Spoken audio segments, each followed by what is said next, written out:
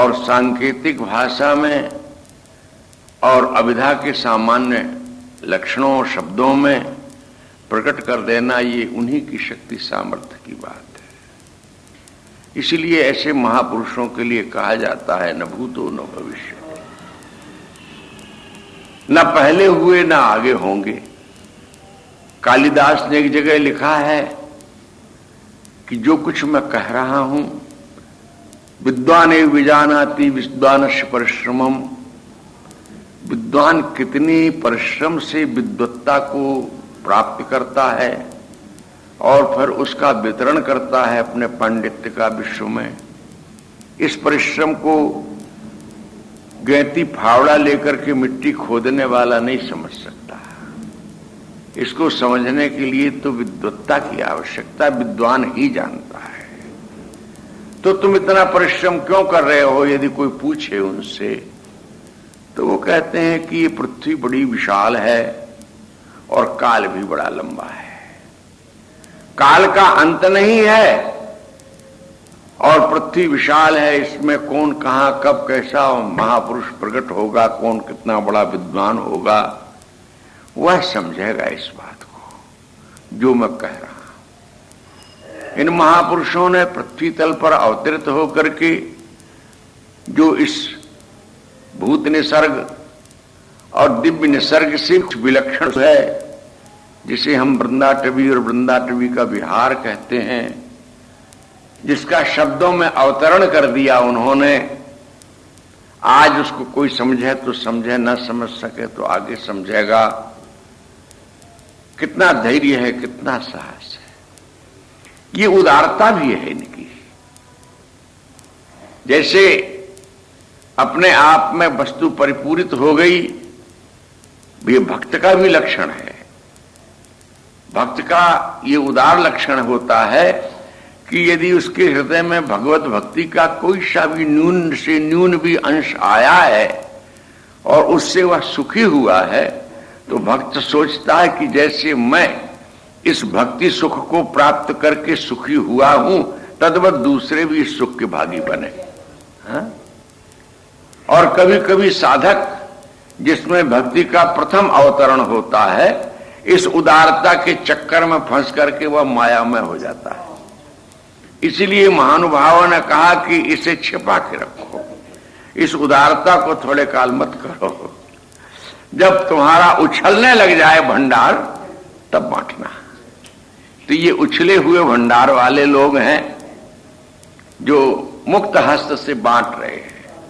और बांटने में मानो इनको ये भी सुध-बुध नहीं है कि किन हाथों में कितना अधिक से अधिक दिया जा रहा है। छोटे छोटे हाथ हैं किसी नन्हे बालक के, और उसमें इतना सामान दे दिया जाए तो वो कैसे संभालेगा? है ढेर ढेर सामान, मनो सामान दे दिया जाए तो कैसे संभालेगा? पर उदार यह नहीं देखता है, चलो उसके हाथों में आवेगा सो आवेगा, इधर उधर कण बिखर जाएंगे तो अन्य लोग ले लेंगे। है? तो ये उदारता है इनकी। और वृंदावन रस देश में यदि ये उदार हैं तो कोई आश्चर्य की बात नहीं, क्योंकि स्वामिनी जो इनकी आराध्या हैं, उनकी उदारता का तो कहना ही क्या है। एक जगह हितरिवंशी महाराज ने कहा ना, करुणा करी उदार राखत कछुन सार, दसन बसन लागत जब देन। जब आप देने पर ही उतारू हो जाती हैं तो दसन देती हैं, दसन के बसन देती हैं, अधर देती हैं, ओष्ठ देती हैं, रसासव देती हैं, सीधु देती हैं, मकरंद देती हैं और आलिंगन देती हैं, न जाने क्या क्या देती है जो कहने में अच्छा नहीं लग रहा है। तो जो उदार स्वामिनी के उदार दास हैं, सेवक हैं, सखी हैं, दासी हैं, उनकी भी उदारता देखो। इस श्लोक में उदारता की चरम सीमा दिखा दी है। अस्मदादि सामान्य जो पाप पंख में फंसे हुए कीट पतंग की भांति जीव हैं, उनके लिए ये उपदेश हो रहा है। ये मैं मना अपने मन को संबोधित करते हैं, पर वो मन तो माध्यम है। अन्य रसिक जनों को ये चिंतन के लिए, स्मरण करने के लिए मानो आह्वान किया जा रहा है। कुंभद्वयम स्मर मनो वृषभानुपुत्र्या, हे मेरे मन, वृषभानुनंदिनी की उभय उरोजों का स्मरण कर। क्या है उसका अंतर्भाव? स्थूल दृष्टा तो स्थूल दृष्टि देखेगा, सूक्ष्म दृष्टा सूक्ष्म वस्तु को देखेगा, पर वो देखना तो आना चाहिए। यदि तुम रसदेश की उपासना में प्रवृत्त हुए हो तो वो देखना तुमको आना चाहिए। वो एक स्मरण आता, देखने वाले की दृष्टि कितनी महान होती है। लॉर्ड डलहौजी अंग्रेजों के जमाने के गवर्नर जनरल थे, उनके प्राइवेट सेक्रेटरी थे सर गुरुदास बनर्जी। ये बंगलादेश के बड़े विद्वान योग्य व्यक्ति थे, जो वाइसराय का प्राइवेट सेक्रेटरी हो। एक दिन वो कलकत्ते में अपनी फिटन गाड़ी में बैठे हुए अपने घर की ओर जा रहे थे, अवकाश में आए होंगे, तो उनके साथ उनकी पत्नी थी। वो अत्यंत रमणीय रूपवती थी। एक कोई संत भगवा वस्त्रधारी रास्ते से पैदल जा रहे थे, उनकी दृष्टि उस फिटन गाड़ी पर पड़ी, उस पर बैठी हुई एक रमणीयांगी सुंदरी पर पड़ी और उनका मन आकृष्ट हुआ और वो उसके पीछे पीछे दौड़ते चले गए। जब दौड़ने लगे, फिटन की गति के जैसे चल नहीं सकते थे, तो गुरुदास जी ने अपनी गाड़ी को रोका, कहा महात्मा जी आ जाओ, बैठो, दौड़ क्यों रहे हो? तो बैठा लिया और ऐसे बैठाया कि जिससे वो उनकी पत्नी की रूप माधुरी का वो अवलोकन करते रहे। ऐसी पोजीशन में बैठाया। मौन मौन में सब काम होता चला। घर पहुंचे तो प्रत्येक धनी मानी के यहां बाहर दालान में एक टेबल, 2-4 कुर्सी रखी रहती है। आगंतुक अतिथि अपरिचित कोई आवे पहले यहां बैठे, पश्चात पर भीतर सूचना होगी। तो संत जी को कहा आप यहां बैठिए, अपनी पत्नी को कहा कि आप भी यहीं बैठो और मैं अभी आता हूं, यूं कहकर के भीतर चले गए। बड़ी देर के बाद आए, वो पतिव्रता वहां बैठी रही और उसको अच्छा बुरा जो भी लगता रहा हो, पर पति का निर्देश था, आदेश था, बैठी रही। बड़ी देर के बाद लौट करके आए तो संत उठ के खड़े हुए, उन्होंने कहा कि महाशय वो हमको आज्ञा दीजिए, हम जाएंगे। तो स्वामी आप कैसे तो गाड़ी के पीछे दौड़ते रहे, यहां आए, आपने अपना प्रयोजन नहीं बताया। तो उन्होंने कहा प्रयोजन तो बहुत प्रकट है, आपकी ये पतिव्रता पत्नी के रूप सौंदर्य का मैं अवलोकन करते, ऐसा रूप सौंदर्य मैंने भगवान की सृष्टि में प्रथम बार देखा, इसलिए इसका दर्शन करने के लिए मैं साथ साथ चला आया। कोई दुराव छिपाव की बात नहीं थी। गुरुदास जी ने कहा और बैठिए था, तो नहीं बोले अब मैं देख चुका जो देखना था। तो उन्होंने प्रश्न किया तुमने क्या देखा स्वामी जी इसमें? बोले मैंने तो उस चित्रकार की कलम देखी है।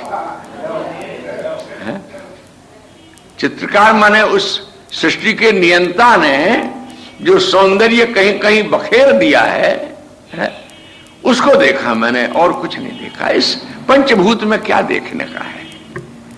तो ऐसे ही इस रस वर्णन में वृंदाटवी प्रकट मनमथ कोटि मूर्ति गोकुल किशोर निशाकर, जिसमें आसक्त होकर के संपद सुसंपुट की भांति जिसका दर्शन करता है, चिंतन करता है, स्मरण करता है, वह मदोन्मत्त, उसको मदोन्मत्त बना देने वाला जो कोई दर्शनीय स्वरूप है। कहते हैं तुम दर्शन तो नहीं कर पा रहे हो मेरे मन, और दर्शन करने का तुमको अधिकार भी नहीं बन पा रहा है, पर स्मरण को कौन रोक सकता है? इसलिए उसका स्मरण करो। यहां शायद क्या निश्चित ही यह 33वां श्लोक जो अभी तक रस के वर्णन हुए हैं, वहां से मानो एक कदम उठा करके आगे की ओर बढ़ रहा। अभी तो और बहुत सारे ऐसे वर्णन आवेंगे जो मैंने निवेदन किया था ना कि दांतों में पसीना आता है, यानी कह सकने में वक्ता को स्थान नहीं मिलता है, उसके पास शब्द नहीं जुट पाते हैं। उस पवित्र भावना को, उस पवित्र स्थिति को निरूपित करने के लिए शक्ति सामर्थ्य वो जुटाता तो है, पर जुटा नहीं पाता है। तो ऐसी स्थिति का आगे जो वर्णन आवेगा वो आगे देखेंगे कि क्या सा होता है। वर्तमान में कल के प्रसंग में आपने श्रवण किया है, वृंदाटवी प्रकट मन्मथ कोटि मूर्ते। ये वृंदाटवी भी जो अप्रकट थी वो प्रकट है, और इसके वर्तमान में भी दो रूप हैं, एक प्रकट है और दूसरा अप्रकट है।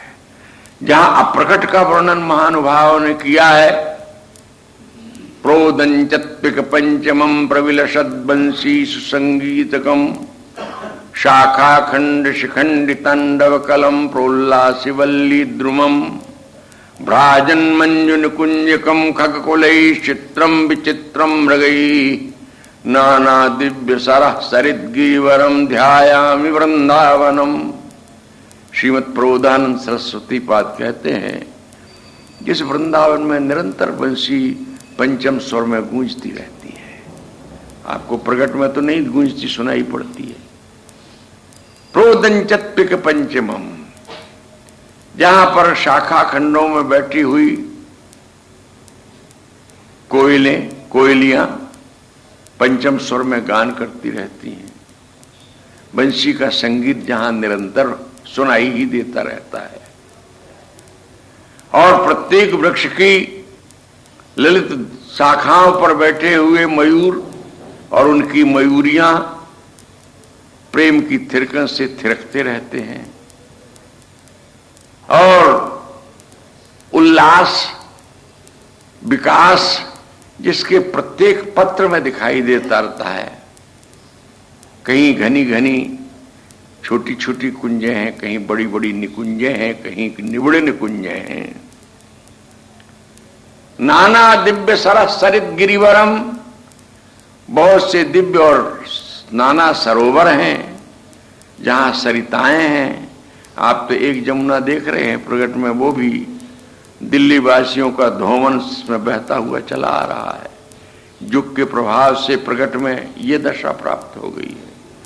तुलसीदास जी ने भावुकता में लिख दिया, जानकी तुम्हारा रहवात, तुम्हारा सौभाग्य तब तक रहे जब तक गंगा और जमुना की धारा है। उनको शायद नहीं मालूम था कि जमुना की धारा टूट जाएगी। पिछले 3 वर्ष पूर्व जमुना की धारा समाप्त हो गई थी, और जमुना की धारा तो ओखला से पहले ही समाप्त हो गई। ये ओखला से जो ओवरफ्लक में निकला हुआ जल है वह और अन्य नदियों का मिल करके, और इसके बाद एक महानद दिल्ली वासियों के जो श्रीअंगों का धोवन और जो कुछ है, मैंने अपनी आंखों देखा। हमारे गुरु भ्राता पूज्य श्री सूरदास किशोरी शरण जी महाराज दुसायद वाले, वो कहते थे, भाई है तो हम अंधे पर आंखों देखते हम मक्खी नहीं निकलेंगे। वो अपने ठाकुर की सेवा में कूप जल का प्रयोग करते थे, जमुना जल का प्रयोग नहीं करते। बोले मुझे कोई लाख गाली दे लो, पर जिस जमुना में ये सब कुछ है मैं नहीं उसका प्रयोग कर सकता। तो गंगा की धारा, जमुना की धारा इस युग ने दूषित कर दी। तुलसीदास जी का अचल हो अहिवात तुम्हारा, जब लग गंग जमुन जल धारा। प्रकट में तो परिवर्तन आते हैं, क्षय भी होता है, परिवर्तन भी होता है, कुछ से कुछ होता है, विकृतियां बढ़ जाती हैं। परंतु वृंदावन का जो नित्य नवनवायमान रूप है, जिसको अंतर में वर्णन किया, पंचमम विलसद बंसी संगीतकम शाखा खंड शिखंडी तांडव कलम प्रोल्लास बल्ली ध्रुवम भ्राकुंजकम, और उनमें बैठे हुए भी पक्षीगण जो मधुर मधुर स्वर में किशोरी का नाम गान करते रहते हैं। चित्रम विचित्रम मृगई ही, बड़े सुहावने रंग रंगीले दिव्य वर्ण के मृग पशु जहां विचरण करते रहते हैं, ऐसे श्री वृंदावन का मैं ध्यान करता हूं। ये नेत्रों का विषय भाग्यशालियों को होता है, ये अगम्य है। प्रथम जथामति प्रणव श्री वृंदावन अतिरम्य, श्री राधिका कृपा बिनु सबके मनन अगम। उन सबके मनन अगम जो श्री राधा पादार बिंद से नहीं जुड़े हुए हैं, और जो जुड़े हुए हैं पूरी तरह से जुड़े हुए हैं मनसा वाचा कर्मणा, उनको कभी न कभी ये वृंदावन सुलभ हो जाएगा। ये कृपा है कि वो वृंदावन प्रकट है, प्रकट जिसमें आसीन होकर के हम आज प्रिया के नाम रूप गुण लीला का गान करके अपने आप को कृतकृत्य कर रहे हैं। वृंदाटवी प्रकट, और यहां प्रकट है कोटि मनमथ मूर्ति आनंद कंद नंदन नंदन के रूप में श्री कृष्ण। क्या है उसका रूप, क्या है उसका लावण्य, ऐसा कोई समर्थ नहीं है।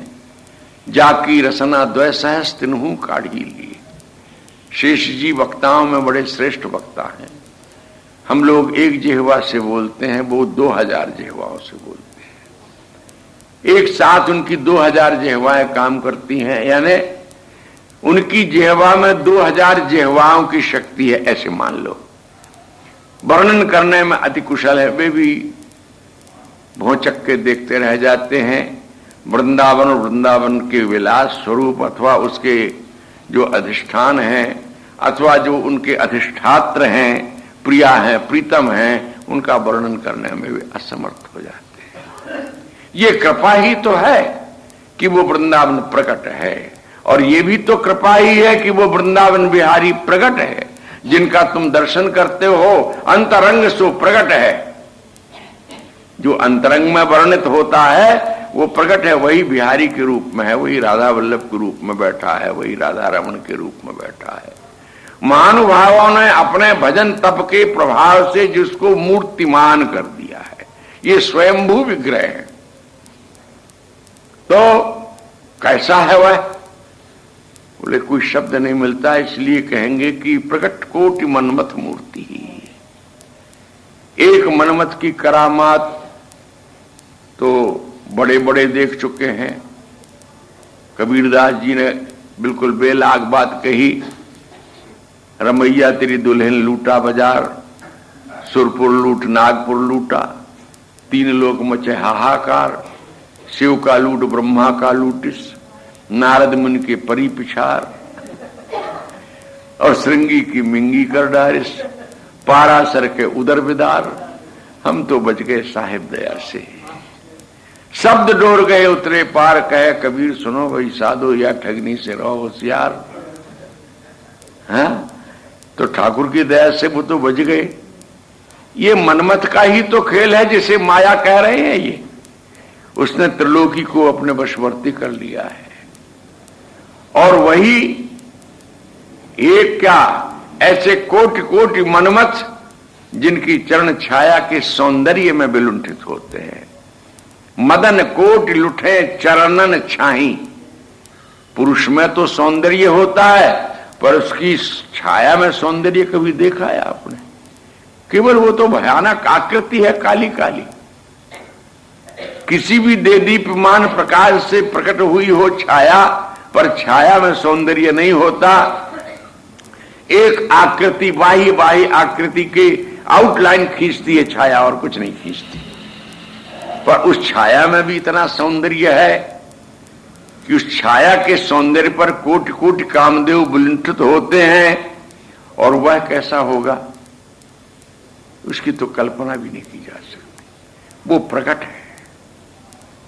वृंदाटवी प्रकट मनमथ कोटि मूर्ति।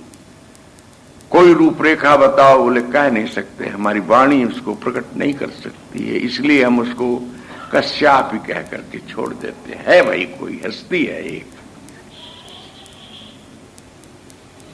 बड़े बड़े तीखे व्यंग भावों से महानुभावों ने उसके सौंदर्य को प्रकट करने की चेष्टा की है। एक जगह मधुसूदन सरस्वती, जिनका हमने कभी चरित्र आपको श्रवण कराया था कि 18 पुरुष शरण करके उन्होंने श्री कृष्ण दर्शन किया था, तो मतवाले होकर के वृंदावन में जमे रहे।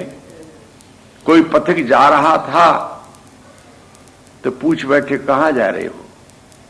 पथिक ने कहा वृंदावन जा रहे हैं। तो बोले भूल करके भूसोर मत जाना। क्यों? अरे बोले हमारी दशा देखो, मायात पांथा पृथ्वी मरथ्या दिगंबर कोपितमाल नीला विन्यस्त हस्ती स्वनितम बिबिंबे धूत समाकर्षद चित्तवित्तम। अरे भाई पथिक, और कहीं जाना है तो जाओ, ये वृंदावन की ओर मत जाओ। ये बड़ा खतरनाक रास्ता है। ये व्यंगोक्ति है। अच्छाई को अच्छे शब्दों में प्रकट न करके बुरे शब्दों में प्रकट करना। जैसे मीरा ने कहा, जो मैं ऐसा जानती प्रीत की दुखोय, नगर ढिंडोरा पीटती प्रीत न की जो कोई। यदि मैं ऐसा जानती पहले कि प्रेम करने से ऐसा दुख होता है, तो मैं सारे नगर में क्या राज्य में ढिंडोरा पिटवा देते कि भाई और कुछ करना पर प्रेम मत करना। ऐसे ये कहते हैं, हम वृंदावन में आके लुट गए। लुट तो गए नहीं, कृतकृत्य हो गए। ऐसी लूट के लिए तो आप सब बैठे हुए हैं कि हमें कोई लूट ले गए है। कमोबेश सबके मन में यही आकांक्षा है कि हम कहीं तो फिदा हो जाएं, कहीं तो मर जाएं। तो कहते हैं, दिगंबर कोपितमाल नीला। क्या खतरा है? बोले यहां पर एक खतरा है। यहां पर एक श्याम तमाल की भांति काले काले से रंग वाला सौंदर्यशाली कोपी, वो भी शब्द नहीं बोल पाते हैं, एक कोई लुटेरा है, लुटेरा जो मार्ग में लूट लेता है लोगों को। कैसा है? बोले कोई ऐसा नहीं कि नक्शे सिख तक हीरे मणि मोती पहने हुए हो, दिगंबर रहा, एक कछनी साधारण सी पहले हुए है, हाथ में एक छोटी सी इसके बंसी है, और श्रृंगार के नाम से एक मोर का पंख उसके केशों में गुथा हुआ है, बन की घुंघचियों की माला वाला सी कुछ पहने हुए है। पर सुंदरे किम न सुंदरम, जो सुंदर होता है उसको असुंदर वस्तुओं से ढांक दो तो वो असुंदर वस्तुएं भी सुंदर बन जाती हैं। ऐसा दिगंबरा को तमाल नीला एक बड़ी विलक्षण अदा से खड़ा रहता है, अपने नितंबों पर अपने दोनों हाथों को मत्त गजराज की भांति रखे हुए, कुछ टेढ़ी तिरछी सी नजरें किए हुए, विन्यस्त हस्ते सुनितंब बिंबे। वो ही है वो धूर्त, धूर्त धूर्त वही है वो धूर्त जिसने हमको लूट लिया है। तो पथिक बोला, हमारा क्या लूट लेगा, हम तो नंगे नहा में निचो में क्या है, और हमारे पास तो कुछ भी नहीं है। कहने लगे, वो कुछ बाहर का नहीं लूटता, वो धूर्त तो चित्त रूपी धन को लूटता है। तुमने जिस धन को हृदय के रूप में छिपा करके रखा है, उस धन को तुम्हारा लूट लेता है। जब तुम्हारा चित्त ही लुट गया तब बाकी क्या रह गया? जब कुछ तुम्हारा होश आवास भी खो गया तो बाकी क्या रहा? तो वही बात कि एक कामदेव सारे विश्व को व्यथित किए हुए है। ये कोटि कोटि कामदेव का भी कामदेव, सौंदर्य की अखिल निराकृत मूर्ति कश्यापी, वो गोकुल में प्रकट है। यहां गोकुल कई व्यंजनाओं को प्रकट करने वाला शब्द है। गो प्रथम अर्थ तो गौ के अर्थ में, जहां गौओं का समूह है, और इसकी व्यंजना में ये लो कि जिसका सौंदर्य उस पशु समूह में है फिर भी वो इतना सौंदर्यशाली है। और गोकुल है इंद्रियों का समूह, वो समस्त इंद्रियों का एकमात्र आकर्षक है।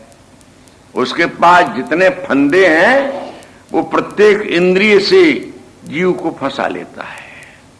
यदि तुम रूप के रोगी हो तो उसके पास रूप का भंडार है। यदि तुम शब्द के मारे हुए हो तो उसकी बंसी से आगे कोई नहीं है जिसने स्वर फूंका हो गए आगे है।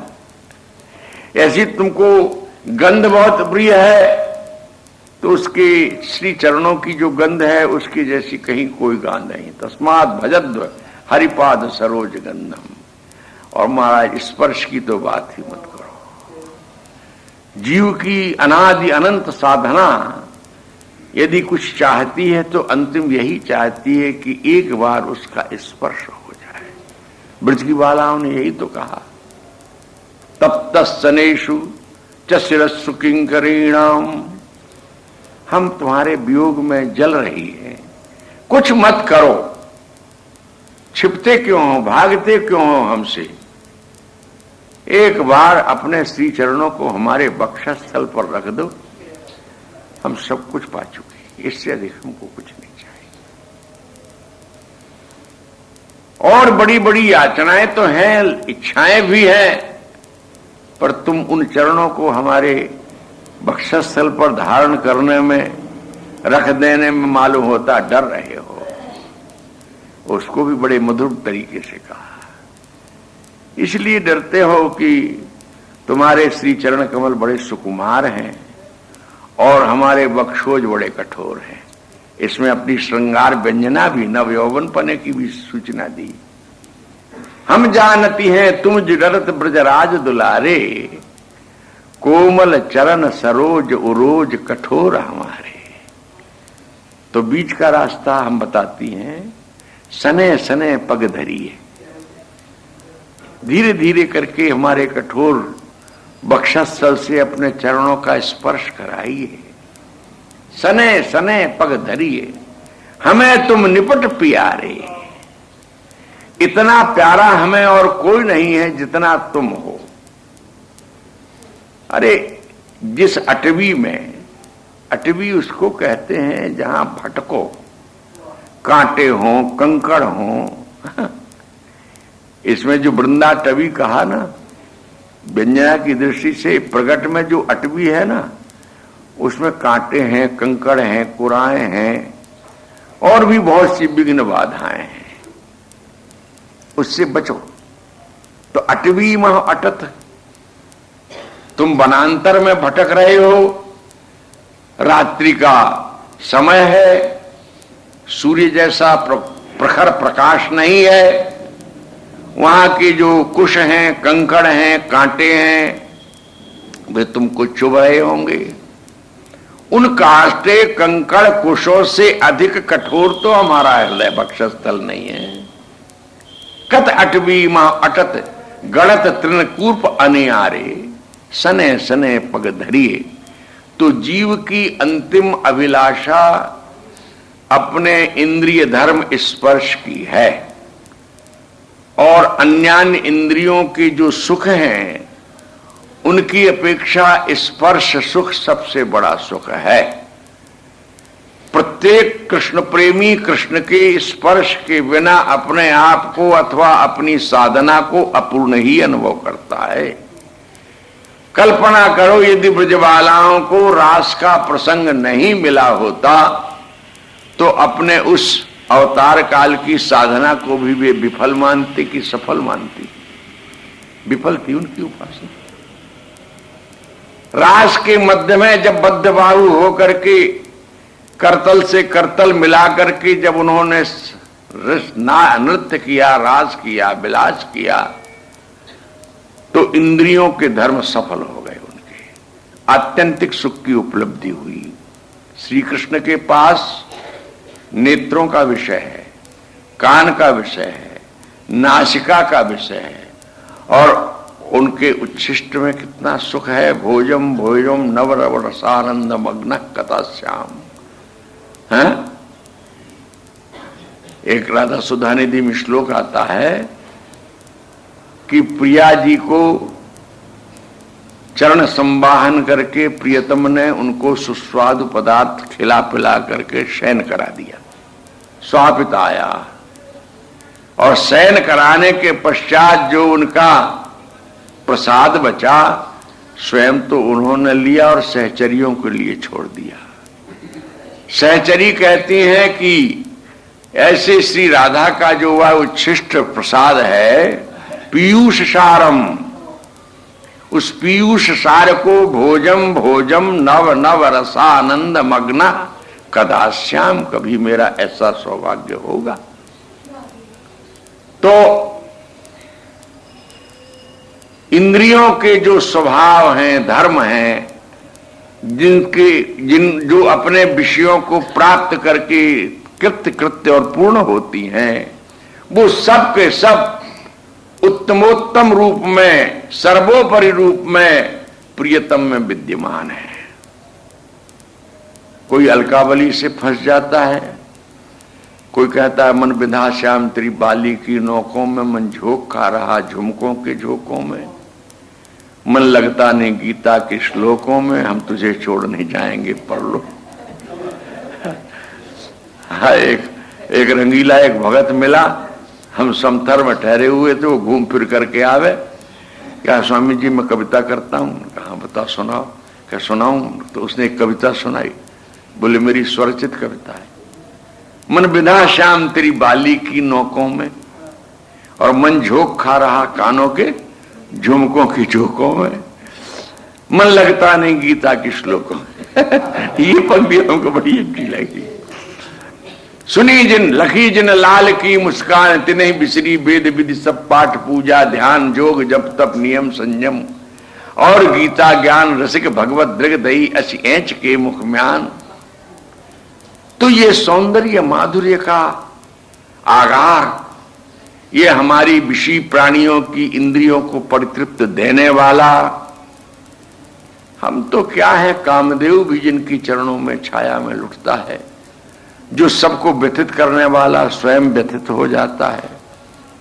अस्तु ऐसा जो गोकुल किशोर है इंद्रिय समूहों का एकमात्र आकर्षक पुंज, और एक विशेषण और दिया निशाकर। निशाकर कहते हैं चंद्रमा को मोटे अर्थों में।